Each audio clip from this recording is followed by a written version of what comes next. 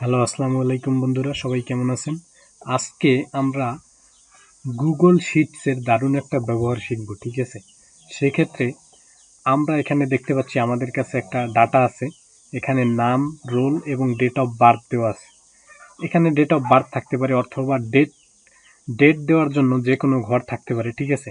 তো সেক্ষেত্রে আমি যদি এই ঘরটার উপরে ক্লিক করি, তাহলে আমাকে আজকের ডেট যেটা সেটা আমি দিলাম। ধরুন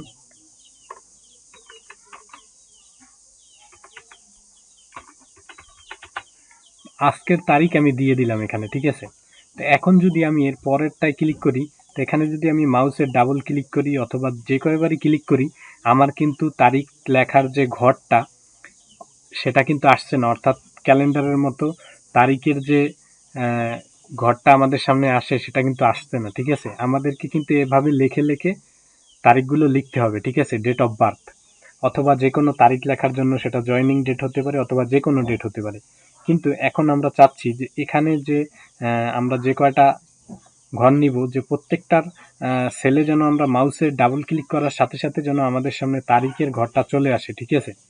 তো সেজন্য আমাকে যেটা করতে হবে, আমি ধরুন এখান থেকে প্রথমটা তো আমি দিয়েই নিলাম, তারপর আমি এটা মুছে নিচ্ছি। নেওয়ার পরে আমি এখান থেকে ধরুন এই পর্যন্ত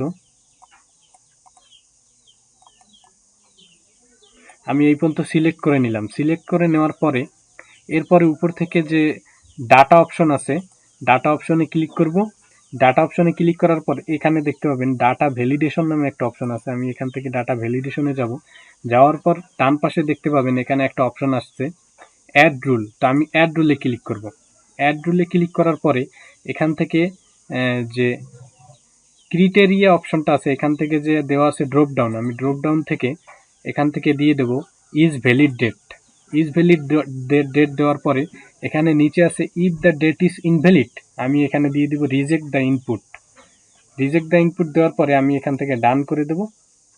তো এখন বন্ধুরা আমি যদি এই যে ঘরগুলোতে সিলেক্ট করছিলাম এই পর্যন্ত সেখানে যদি আমি মাউসের ডাবল ক্লিক করি, তাহলে কিন্তু দেখতে পাবেন আমাদের সামনে কিন্তু মাসের অর্থাৎ তারিখের যে ঘরটা সেটা কিন্তু চলে আসছে। এতক্ষণ কিন্তু আসে নাই। কিন্তু আমি সিলেক্ট করা এরিয়ার বাইরে যদি সেলে যদি মাউসে ডাবল ক্লিক করি, তাহলে কিন্তু আমার এখানে আসবে না। কিন্তু সিলেক্ট করা এরিয়ার এখান থেকে এই পর্যন্ত আমি সিলেক্ট করছিলাম, এখানে যে কোনো ঘরে ডাবল ক্লিক করলে কিন্তু আজকের তারিখটা চলে আসবে, ঠিক আছে? তা আমি চাইলে এখান থেকে ডেট সিলেক্ট করতে পারবো, আমি যে ডেটটা নিতে চাই। তা আমি এখান থেকে ধরুন এইটা নিলাম। তো আজকের মতো করে এভাবে চলে আসলো ৩/৫/২০২৪। আবার এখান থেকে যদি আমি ৯ সিলেক্ট করি, তাহলে দেখতে পাবেন ৩/৯/২০২৪, ঠিক আছে? এইভাবে আসবে, বুঝতে পারছেন? কিন্তু আমরা চাচ্ছি যে আসলে এভাবে ফরম্যাটটা হবে না। এখানে আসলে মাসটা আসছে প্রথমে, এরপরে তারিখ, এরপরে আসছে সাল। কিন্তু আমরা চাচ্ছি যে আসলে এভাবে তারিখটা না দিয়ে আমাদের প্রথমে তারিখ আসবে, এরপরে মাসের নাম আসবে, এরপর সাল আসবে। এর জন্য আমাদের যেটা করতে হবে, তা আমি এটা পুরোটাই কেটে দেই। তো এর জন্য আমি আগে এখান থেকে যেগুলো আছে সেগুলো আগে একটু ডিলিট করে দেই। আমি ডিলিট করে দিলাম। এখন আবার আমি যে এরিয়াটায় চাচ্ছি যে আমার ডেট এবং ডেটের বিষয়টা একটু অন্যরকম হবে, যে আগে থাকবে তারিখ, এরপর মাস, এরপর সাল। তো সেজন্য আমাকে এরিয়াটা সিলেক্ট করতে হবে। এরিয়াটা সিলেক্ট করার পরে আমি এখান থেকে চলে যাব ফরম্যাট মেনুতে। সেখান থেকে এখানে দেখতে পাবেন যে দেওয়া আছে নাম্বার, আমি নাম্বারে যাব। এরপরে যাওয়ার পর এখানে নিচে পাবেন যে কাস্টম ডেট অ্যান্ড টাইম, আমি কাস্টম ডেট অ্যান্ড টাইমে যাব।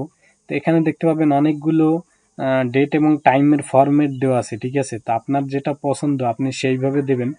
তা আমি এখান থেকে দিয়ে দিলাম আগে তারিখ থাকবে, এরপর মাসের নাম থাকবে, এরপর সাল থাকবে। তো আমি এখান থেকে এইটা সিলেক্ট করে আমি যদি অ্যাপ্লাই করে দিই, তাহলে বন্ধুরা আমি এখান থেকে কিন্তু আমি এই যে আমাদের সামনে এভাবে আসছে, আমি এখান থেকে যদি সিলেক্ট করি, তাহলে কিন্তু দেখতে পাবেন যে আগে তারিখ আসবে, এরপর মাসের নাম আসবে, এরপরে কিন্তু সাল আসবে, যেটা আগে ছিল না। আমরা এই সেটিংসটা করার আগে ছিল না।